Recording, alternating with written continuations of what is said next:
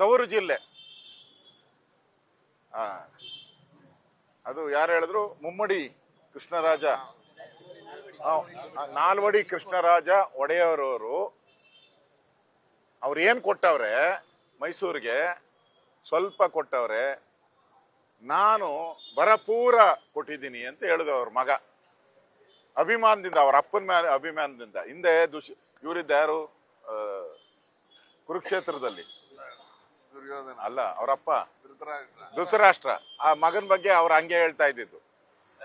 ಅವ್ರ ಮಗನ ಬಗ್ಗೆ, ನನ್ನ ಮಗ ಒಳ್ಳೇನು, ಬಹಳ ದುರ್ಯೋಧನ ಒಳ್ಳೇನು, ಅವನೇ ರಾಜ ಆಗ್ಬೇಕು ಅಂತ ಹಂಗೆ ಹೇಳ್ತಾ ಇದ್ದ. ಈಗ ದುರ್ಯೋಧನ ಧೃತರಾಷ್ಟ್ರ. ಹಾಗೆ ಇವ್ರ ಪ್ರೀತಿಯಿಂದ ಅವ್ರ ತಂದೆ ಬಗ್ಗೆ ಮಾತಾಡಿದ್ದಾರೆ. ಕೊಡುಗೆಯನ್ನು ಕೊಟ್ಟಿದ್ದೀನಿ. ಏನ್ ಕೊಡುಗೆ? ಮೈಸೂರಲ್ಲಿ ಡ್ರಗ್ ಮಾಫಿಯಾದ ಕೊಡುಗೆ. ಗುಲ್ಬರ್ಗಾದಲ್ಲಿ ಡ್ರಗ್ ಮಾಫಿಯಾ ನಡೀತಾ ಇದೆ ಅಂತೇಳಿ ಮಹಾರಾಷ್ಟ್ರದ ಪೊಲೀಸರು ಅವನ್ನ ಸೀಸ್ ಮಾಡ್ತಾರೆ. ಅದೇ ಮಹಾರಾಷ್ಟ್ರದ ಪೊಲೀಸರು ಮೈಸೂರಲ್ಲಿ ಬಂದು ಇಲ್ಲಿ ಮ್ಯಾನುಫ್ಯಾಕ್ಚರೇ ಆಗ್ತಾ ಇದೆ ಅಂತ ಇಲ್ಲಿಗೆ ಬರ್ತಾ ಇದ್ದಾರೆ. ನಮ್ಮ ಸರ್ಕಾರ ಏನ್ ಕತ್ತೆ ಕಾಯ್ತಾ ಇದೆಯಾ? ನಮ್ಮ ಸರ್ಕಾರ ಕತ್ತೆ ಕಾಯ್ತಾ ಇದೆಯಾ? ಮಹಾರಾಷ್ಟ್ರದವ್ರು ಬಂದು ಗುಲ್ಬರ್ಗಾದಲ್ಲೂ ಅವರೇ ಸೀಸು, ಮೈಸೂರಲ್ಲೂ ಅವರೇ ಸೀಸು. ಖರ್ಗೆ ಅವರ ಕುಟುಂಬಕ್ಕೆ ಆಪ್ತ, ಅವನ ಅಧ್ಯಕ್ಷ ಏನೋ ಆಗವನೆ. ಇಷ್ಟೆಲ್ಲ ಆಗ್ತಾ ಇದ್ರು ಗೃಹ ಇಲಾಖೆ ಬದುಕಿದೆಯಾ ಸತ್ತಿದೆಯಾ? ಎರಡು ಮಹಾರಾಷ್ಟ್ರದ ಪೊಲೀಸರೇ ಬಂಧಿಸಿರೋದಲ್ಲ. ನಮ್ಮ ಪೊಲೀಸರು, ನನ್ಗನ್ಸುತ್ತೆ ಪೊಲೀಸವ್ರ ಮೇಲೆ ಆಪಾದನೆ ಮಾಡೋದು ನನಗೆ ಸರಿ ಅನ್ಸಲ್ಲ. ಅವ್ರನ್ನ ಒಂದು ರೀತಿ ಕಟ್ಟಾಕ್ಬಿಟ್ಟಿದ್ದಾರೆ. ಅವರು ಪಾಪ ದುಡ್ಡು ಕಾಸು ಕೊಟ್ಟು ಬಂದಿರೋ ಅಂಥದ್ದು, ಅದು ಆ ಬಿಸಿನಲ್ಲಿ ಇರ್ತಾರೆ ಅವರು. ಇಲ್ಲಿ ಇಷ್ಟೊಂದೆಲ್ಲ ನಡೀತಾ ಇದ್ರು ಕೂಡ ರಾಜ್ಯ ಸರ್ಕಾರ ಇದುವರೆಗೂ ಎಚ್ಚರಗೊಳ್ಳೇ ಇಲ್ಲ. ಇನ್ನೆಲ್ಲೆಲ್ಲೈತೋ ಗೊತ್ತಿಲ್ಲ.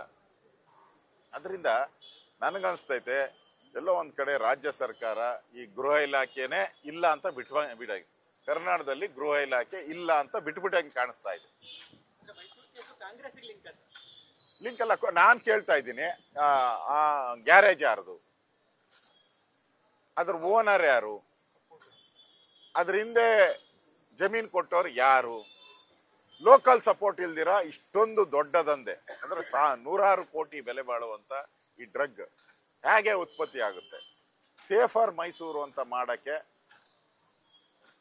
ಇಲ್ಲಿಗೆ ಯಾಕೆ ಬಂದ್ರು? ಅಂದ್ರೆ ಇಲ್ಲಿ ಕಾನೂನು ಸುವ್ಯವಸ್ಥೆ ಇಲ್ಲ, ನಾವೇನ್ ಬೇಕಾದ್ರೂ ಮಾಡಬಹುದು ಅನ್ನೋ ಗ್ಯಾರಂಟಿ ಮೇಲೆ ಬಂದಿದ್ದಾರೆ ಅವರು.